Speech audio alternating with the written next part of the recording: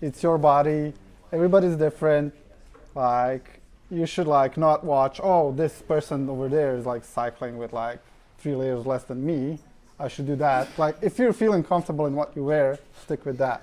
I mean, that's the most important thing is comfort. And that's why, one of the most important things that I've figured out is, and that I think you realize over time, is layering. So it's better to have a lot of multiple layers that you can take on and off depending on your comfort than it is to have this really big layer that if you take it off, you're too cold, and if you put it on, you're too hot. So I have the way I'm dressed right now. I have like a really thin tank top. I have a thicker but still very thin Uniqlo heat tech under base layer, and then this is a wool sweater, and then this goes under my jacket. But so that means if I need to adjust, then I'd have multiple options, and I'm not just stuck with okay, I took this off, now I'm freezing. Go ahead. It's also like when you're doing career work, you're constantly on the move. The conditions are constantly changing. Yes. If you're on the sunny side of the street, it's 10 degrees warmer all of a sudden. And then you walk into a kitchen, which is like 40 degrees. Mm-hmm. It's always and then you're outside and you're freezing, right? Yeah, it's nighttime. So it's always good to have a lot of zippers that you can just dump the heat out, zip up, stuff like that. Yeah, change according to the time of day. Never wear cotton. It's the worst material for any activity, yeah, especially cycling. Yeah, I mean, I started off I wasn't, when I started a few years ago, 5 years ago, I just came, with what I had. I just wore hoodies and sweatpants, and I found that I was always oh, look at these guys all dressed up in their biking stuff. I'm not going to dress like them. And then over time, you learn why people are dressed in that way. Is that it actually makes you more comfortable? Having, so this, the under the base layer that I have is a synthetic layer, because that's going to wick the sweat off you, and it's not going to just hold it like a sponge, which is what cotton tends to do. Wool is really important because wool doesn't lose its properties to heat to keep you warm, even if it gets wet. So you can sweat in wool, and it will still keep you as warm as if it's dry. Whereas cotton doesn't at all, and turns into this heavy, kind of just wet thing that you're wearing, and will. That's why sheep don't wear cotton. Exactly, sheep would be wearing cotton if it was good. better, but instead they're wearing wool, and that tells you everything you need to know. It's by choice. Right. Yeah, invest if you want to invest in anything, invest in a nice jacket. That's not people talk about waterproof stuff, but if it's totally waterproof, it also means that it's not breathable at all. Because something is waterproof, it's going to retain heat a lot more, and you're going to end up sweating more, which then in turn will make you colder. Yeah. So it's good. It kind of seems a bit counterintuitive, but when you experience it, you'll know. When I first started, I invested in this waterproof jacket, and then I just was constantly I can't deal with this anymore, and had to end up switch to an older jacket I had that was just more breathable. Yeah, you would want to wear something that has a certain amount of water resistance, but that's breathable. You know what I wear just a regular jacket, and I have enough layers that I stay warm, and it takes time for it to go through. You also want to know what your body does is that when you eat, all your blood goes into your gut, right? So you're gonna feel colder. So you don't want to start working immediately after you've eaten. Yes. And because it's the same reason when you're outside and you feel cold, because your body wants to keep your core warm. So it'll pull the blood from your feet and from your hands. So if you're feeling cold in your hands and your feet, it's because you're missing a layer here. Basically, it's this delicate kind of balancing act of, keeping your body at a certain temperature in a certain state where you're not too hot and you're not too cold. Yeah. Because once you start going one way or the other, then it's gonna end up being like problematic. Yeah, you're gonna have issues. Yeah. So like pack a layer extra. Don't put everything on you. Maybe like when you just start, like if you're going outside to work and you're feeling warm, you're doing it wrong because you're gonna be much warmer in the next 10 minutes, right? Yeah, you want to underdress. Yeah, your body is like a furnace, right? It like keeps heating up, and especially when you're like doing physical activity. There's also a difference when you look at the weather reports. It's also like, oh, it's -10, but it feels like -20 because of the wind. Like the wind chill is a real thing, so you always need to like take that into account too. Yeah, I remember like my first winter, I didn't have a windbreaker. I was dying, and I bought like the cheapest one they had at Mac, and it just changed my life. Now I'm here, alive. He's alive. He's still here. So because he's alive that you have to believe in what he's saying. Like he has to be right. It's tough to say. Like me personally, I'm using right now like relatively cheap gloves I got at Uniqlo. They're kind of good because they're thicker than the really thin gloves, and they still have the ability to use your phone. But obviously their effectiveness isn't so great when it goes under a certain temperature. And me personally, what I do is I put in I have these like mittens that can lift up the top, and then you have your fingers available. I'll put like a thin pair of gloves into those types of mittens, so I'll still have like the ability to use my phone, but then I can put it back on and still have the comfort of mittens that keep your hands warm. I like the gyro gloves that are rated at 10 degrees. I wear them like way down.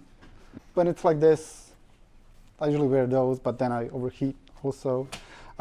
These are good for rain. You can put them over, they're super thin. Mac sells them for, I don't know how much. These are gloves that also like Urbane has that are rated to, I guess, -1000. So pretty good. Mm-hmm. They're like, not for today. They're too much. Yeah, they look pretty intense. Yeah. When we're talking about like having conductive gloves that like you can just like accept the order. Yeah. A really great thing is that your nose is conductive, so you can do this. Yes, this is a life hack. This is a life hack that he taught me yesterday when we were discussing this workshop. Obviously, as you can see on this bike here, I don't know if you guys are familiar with it, but there's the option. I don't know, what's the technical name for these again? Pogies? Pogies, yeah. Booties? Yeah. They're like oven mitts for your bike. Yeah. But that protect you from the cold rather than heat. And if you can see, they have a lot of room, so you're able to wear whatever. Can you hide a snack? Yeah, you can hide a snack in there. You can hide lots of things. I'll leave that to your imagination. And what's great is you can keep whatever gloves you have on and that you're comfortable with, and they're roomy enough that you can put them in there. I wear, I layer up on my head as well, just as I do on my body, because you can also, if you sweat in your head and you have your helmet, then that can also make you uncomfortable and can make you too cold and you'll have to go home early. I wear face masks like this. It has an area that has, that's thinner so that I can breathe. I've had ones that were just like ski masks in the past, and the problem with those is that they tend to capture moisture and then it turns into ice, and then it just becomes very uncomfortable on your face and it loses all its kind of... Then you're like cycling, but you're also being waterboarded. Yeah, you're being waterboarded as well. And it's just uncomfortable on your face. Like it's like having a swamp on your face. Like it just feels irritating to your skin. I have different like balaclavas for different weather. This is like a super light one that just like is like a weird condom. Yeah. But it's great for this weather. I had a great like, not a great, but like really expensive Gore-Tex one that I used for like a month, and it was like the most horrible month of my life. Mm-hmm. It wasn't really good. But yeah, like there are options for sure. I found one mask, and it was a neoprene mask. It's actually, like I found them at Mac, and there's two of them. There's one where it's just a cut neoprene here, and then it's felt the rest of the way. and then there's one where there's actually a seam, and that seam is really important, and it's the only thing that I was able to put on my face and wear glasses in the middle of winter that wouldn't actually fog up my glasses, because it also had holes where the mouth is, and those holes are really important. There's Sorry, so you said you got this at Mech, that particular one? Yeah. Yeah. Yeah, there's also one that's like magnet, like an even fancier one that's magnet. Yeah. I was looking over there. I didn't see anything that has those sort of seams, but I think like having a seam in the fabric is too loose. You'll have Yeah. an air gap, and that air gap I will like just- the design of this balaclava because you can do this. Yeah. And also yes. like a hack to make them like not steam up. You can Sorry. just use the dish detergent, like drop a few drops. Yeah. Yeah. Okay. Just to that point, they make a product called seal drops for scuba divers. Okay. You put a drop on the inside of each lens and just buff it out, and it prevents any fog forming up. Oh, that's awesome. Seal, S-E-A-L drops. Okay. Is that available on Amazon or something that's, They're online, yeah, that's easily accessible? Quite a while. Unless you rub the coating off with your finger, it prevents the crystallization of the moisture. It doesn't fox off, basically. I wear waterproof boots. I think they're important because your feet, if they get cold, then it's over. Like, you know, you won't be able to go on anymore. You know, and if they get wet, it's very uncomfortable as well. So I have waterproof boots. You know, I wear wool socks underneath them. You know, again, wool being the best material that you can probably have.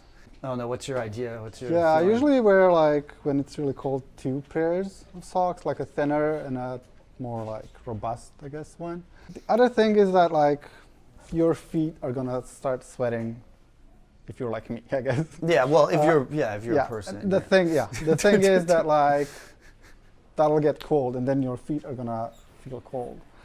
Yeah. But one thing that does is like it can over time ruin your boot also because it's always damp. Second thing, And it will smell yeah. bad, probably. Yes. but the thing that like a hack that you can do is like get a bread bag and put it between the thinner and the thicker sock, and it'll create this barrier. Like your feet are still gonna sweat, but they're not gonna feel cold because like it'll keep the sweat inside it. So you're gonna have this like stinky plastic bag that you can throw out. that you can throw out basically. Like Mac not- sells the thing for like $30. And- It does the same thing. And vice versa, it keeps the moisture inside, but it also keeps the outside moisture from going into your foot. Right. So that means that you have a dry sock. Because there's nothing, I mean, all of us have stepped in a puddle, all of us have stepped in slush and gotten wet socks, and it sucks. It's terrible, and it just ruins your day. Also, Gore-Tex socks are the greatest thing ever. So Gore-Tex socks. So like they're normal socks, but they Well, now they they're- make they're, actually they're they waterproof, They make socks that look like a sock, not like like a rubber yeah. bag. Yeah. I don't like So they are expensive though. They're like around $50. Okay. More or less. Again, But they like yeah. it's one pair that you're gonna have for years. Yeah, and you would probably only wear it, you know, like you have one pair, you just wear it in particularly wet. As far as legs, like that's maybe the part that is the least susceptible to getting cold. If you're on a bike, you're obviously moving your legs constantly. So I just wear like tights. These are a bit thinner. That's good enough for me. It gives me the mobility, and I seldom get cold.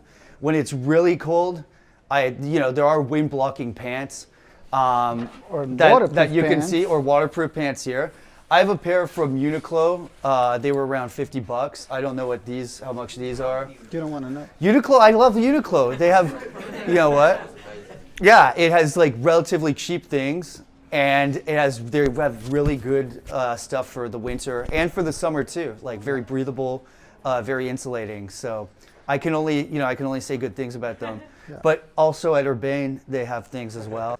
Value Village, another great place. Winners, like these I got at Winners. They're New Balance, like that. You can find stylish sports clothes that are very affordable at Winners. Right. I go there once every month and just look around for stuff, you know, and it's always in the sports section, just for doing this job. I don't know. The other place, Mech, obviously has a lot of specialized gear.